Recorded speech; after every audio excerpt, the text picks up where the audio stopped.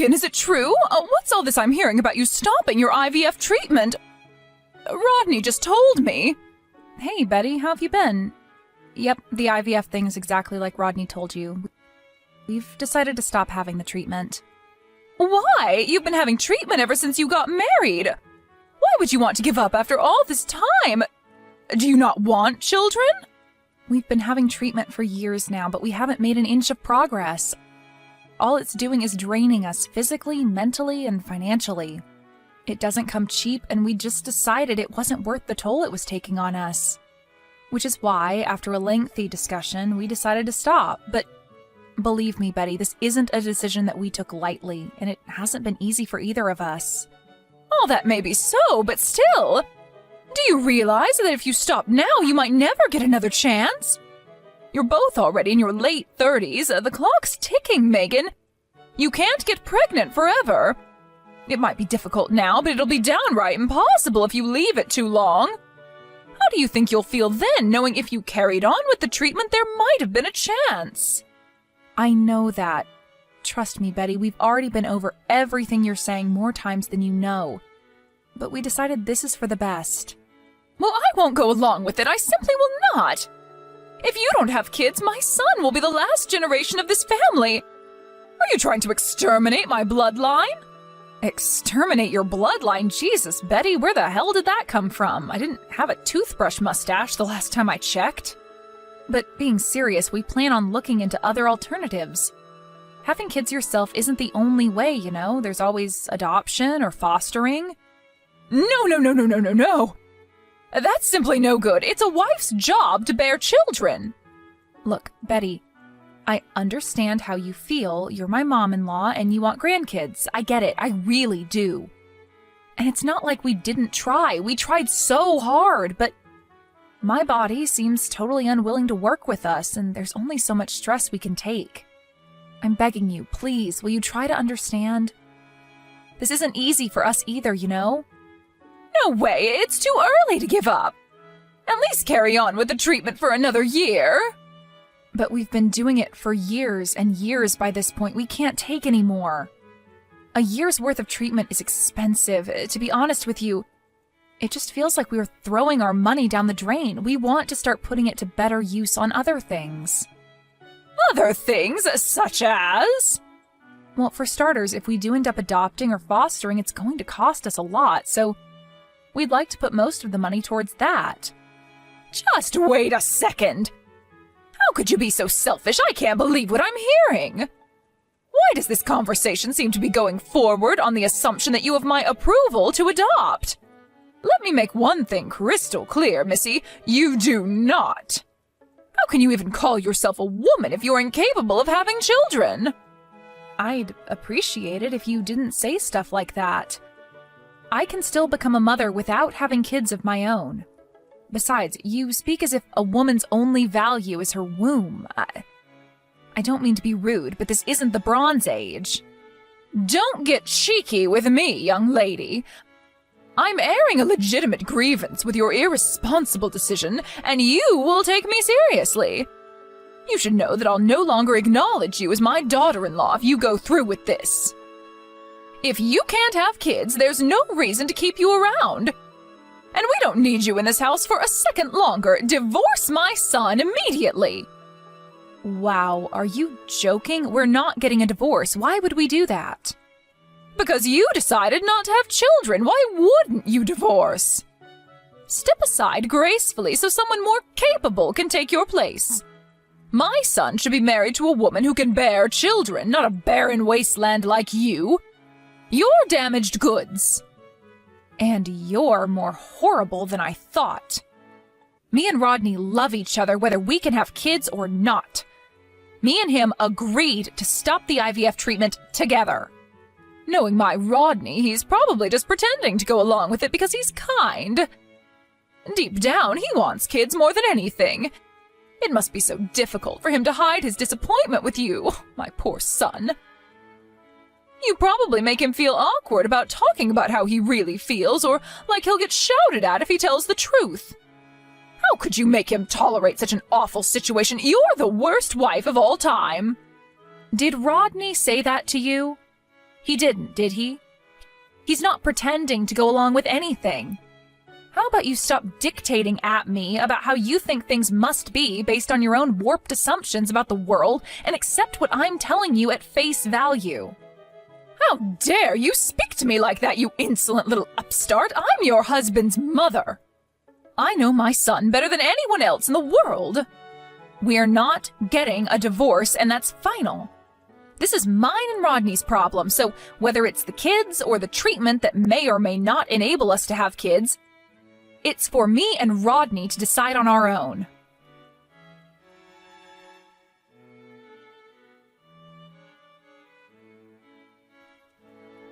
Rodney told me you and him had a little chat last night? Yes, we spoke. What of it? Do you understand now? Because you were vehemently opposed to the idea of us stopping treatment when I told you yesterday. Rodney told me you both made your decision after a lengthy discussion. Right, and he made it clear it was his decision as much as it was mine, didn't he? He didn't say that. He also told me he has no intention of divorcing you. Okay, so do you finally accept it now? There's no doubt about it. We're broken up about the fact that we won't be able to have kids of our own, but having kids isn't everything to us. Just because we can't have children doesn't mean that we're going to divorce. We mean more to each other than that, and there's more to life than just having kids. Don't worry, Megan, I understand perfectly. You've got my son wrapped around your little finger, and he's no longer capable of independent thought. Excuse me? Wrapped around my little finger? What's that supposed to mean? You know, I couldn't get my head around it when you told me. It just didn't make any sense. What man in their right mind would be okay with his wife not being able to give him children? That's simply not how the world works. When you get down to brass tacks, the ultimate purpose of a married couple is to produce children. Why do you think marriage exists in the first place? Maybe in your world, but not everyone thinks like that. Least of all, me and Rodney. This isn't my world. This is common sense, you cheeky little madam. Common sense? Common among you and your friends from the bingo hall, maybe. Sure, there are a lot of older folk who still think that way, but it's 2023 now, and the world is changing.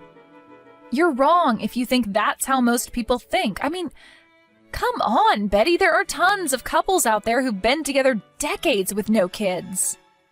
It's pretty obvious that not everyone agrees with your worldview. You're wrong! I've never seen anyone be this wrong about something before. It's embarrassing. Would you please just calm down?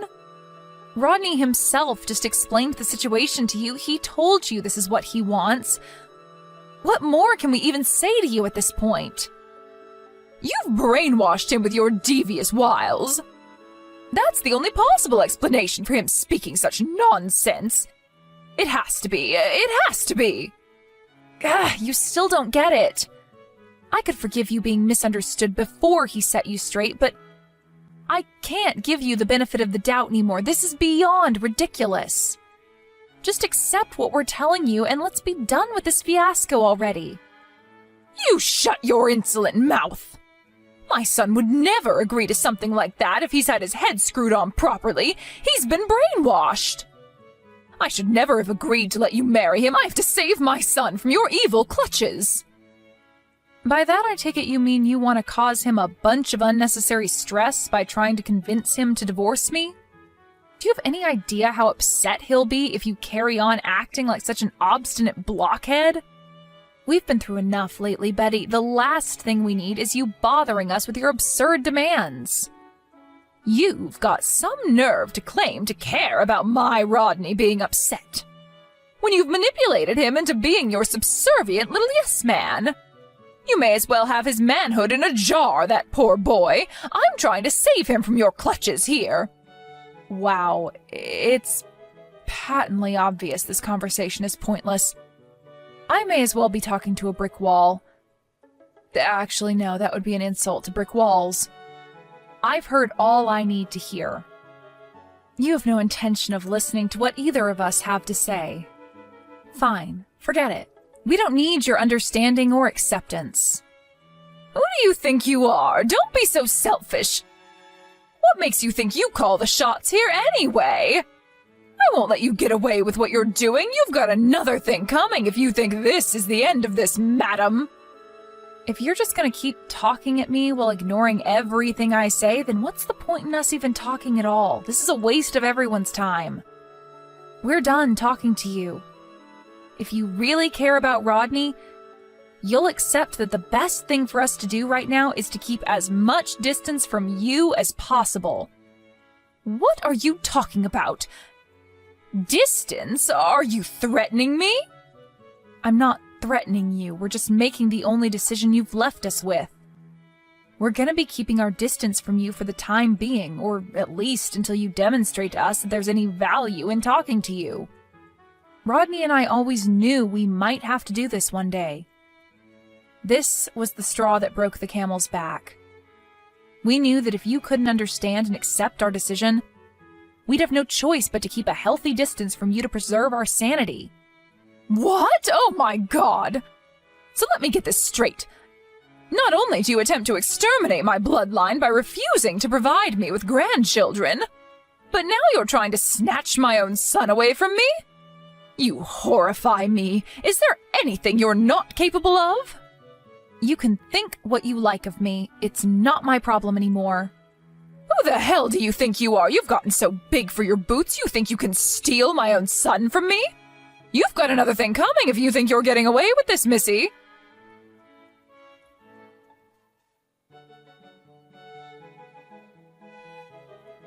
Hello, Megan. I heard someone attacked you and you got seriously injured. I hate to say I told you so, but this must be the universe's way of telling you to change your ways. Karma's a bitch, huh? I see you heard the news. Yes, I got attacked near the house. Whoever it was had some kind of baseball bat. How terrifying! There are some real lunatics on the streets these days. Did anything get stolen?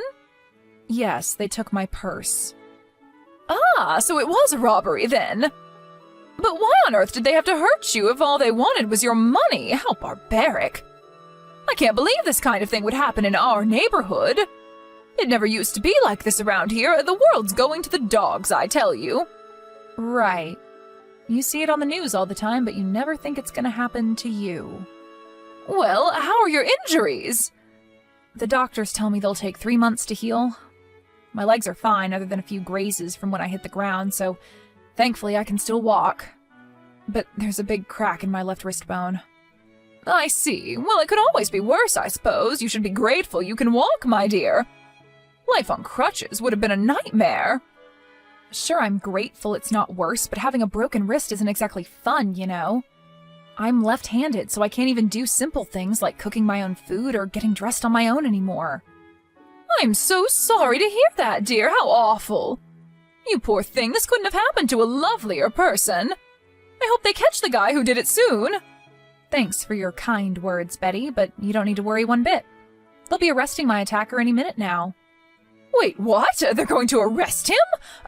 You mean they already know who did it? But I thought you said you didn't get a good look at his face. No, I didn't. But I know where she lives. Not long now, I'm outside my attacker's house with the cops as we speak. Huh? Now? Where are you?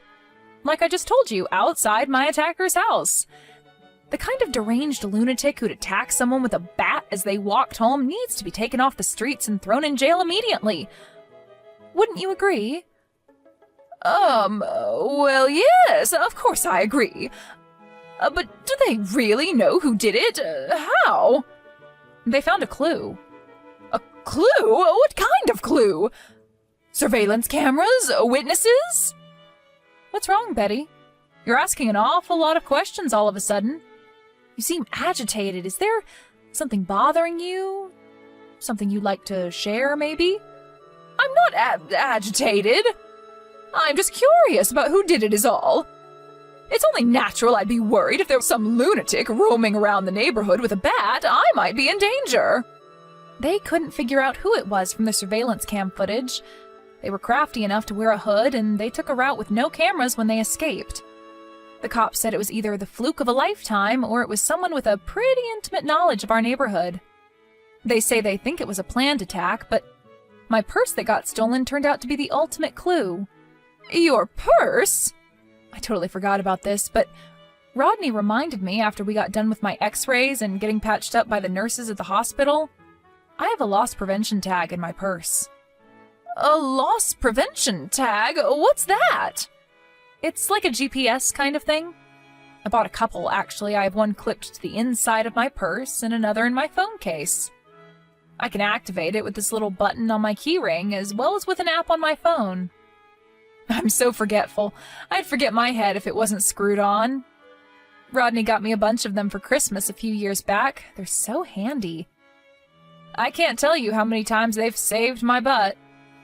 Wait, do you mean you figured out where your attacker lives using this tracking device? Bingo! We were able to pinpoint exactly where she lives. Isn't modern technology amazing? That's why you don't need to worry yourself one bit. My attacker will be in jail before you know it. And the neighborhood will be safe once more. Wait a sec. You wouldn't happen to be worried for a different reason, would you? Like, I don't know. Maybe you'd be in trouble if my attacker got caught or something crazy like that.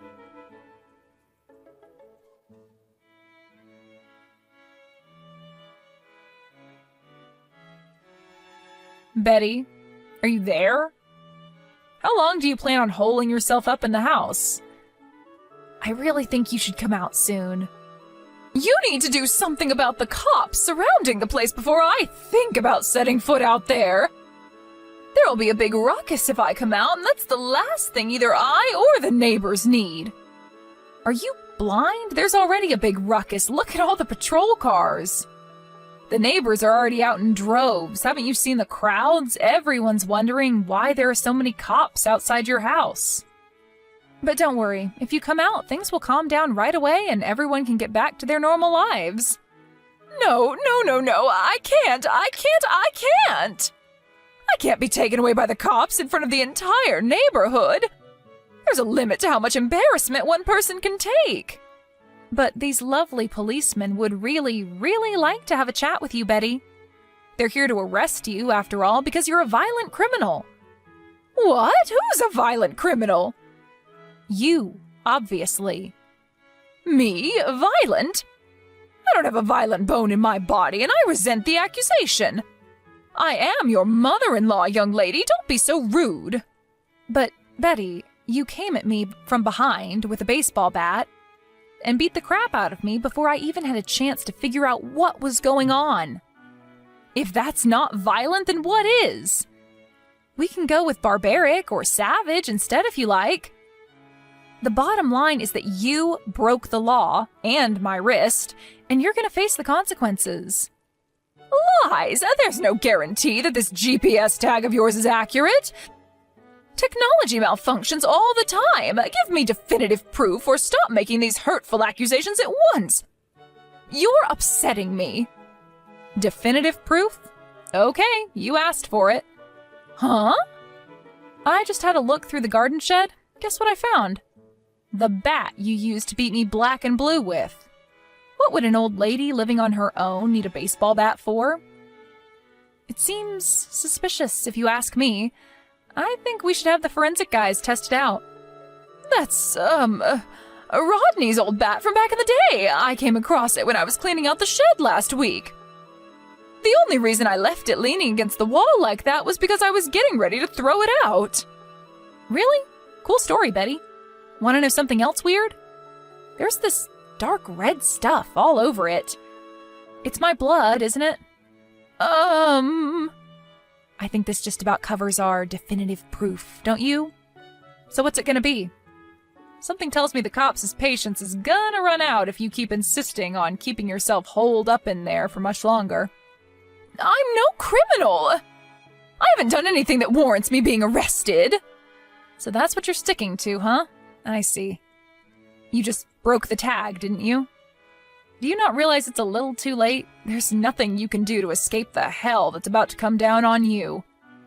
I at least thought you'd be intelligent enough to know when to give up, but I was obviously wrong. Are you calling me stupid? How dare you?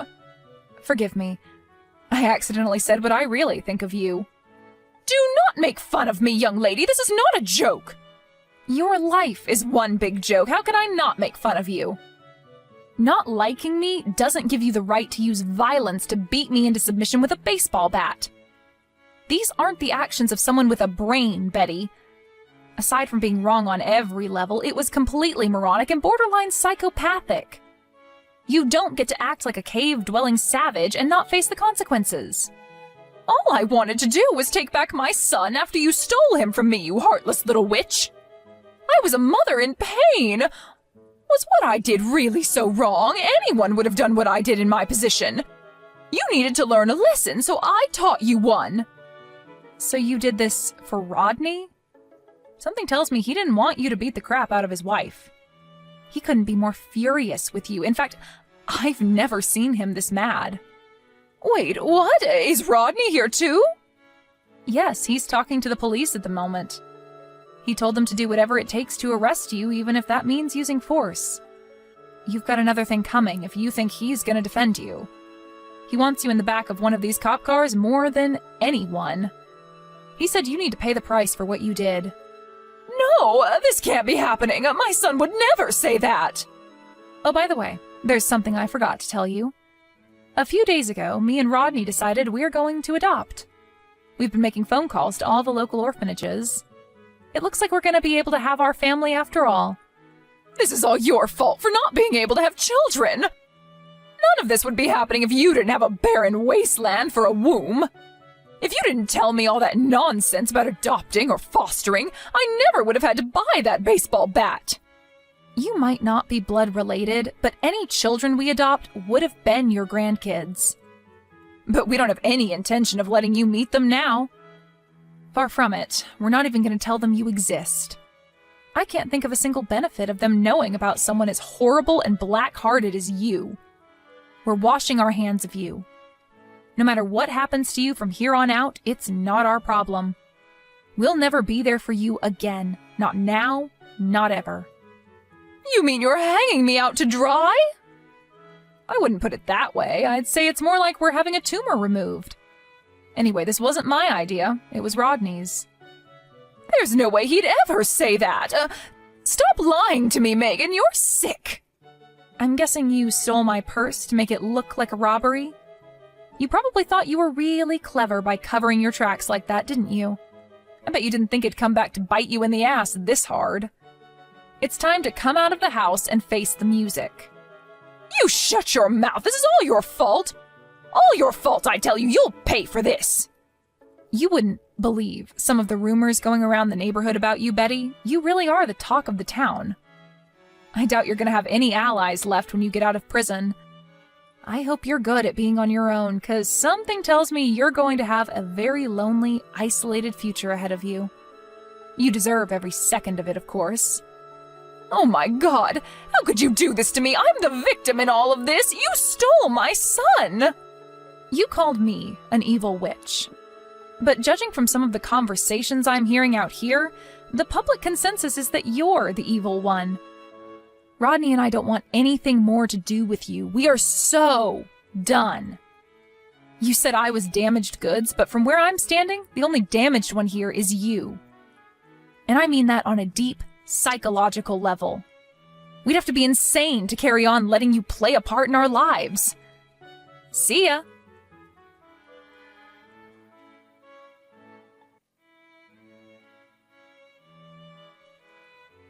Not long after that, Betty, accepting her fate, appeared on the doorstep and was quickly taken away in the back of a cop car in front of the entire neighborhood. She was given a hard time after a very speedy trial. It was an open and shut case due to my blood being all over the baseball bat I found in her shed. The only visitor she got was a single reporter from a local newspaper who wanted to do a piece on the whole affair. True to form, she desperately tried to defend herself and play the victim during the interview. Knowing her, she was probably arrogant enough to believe she could convince the reporter and the world of her innocence. However, when the article eventually came out, it made her look about as bad as it possibly could have. The piece, titled "Baseball Bat-Wielding Maniac Mother-in-Law from Hell," ripped her to shreds and portrayed her accurately as the deranged lunatic she is. Her futile attempts at asserting her innocence only made her look worse in the end.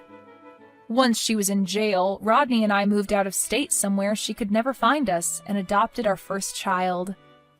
Her name is Clara, and she's the most adorable little girl you'll ever meet. It's a shame we couldn't have kids of our own. But every cloud has a silver lining, and it's precisely because we couldn't have our own children that we were blessed enough to meet her and have her in our lives. The workings of fate are mysterious and inexplicable.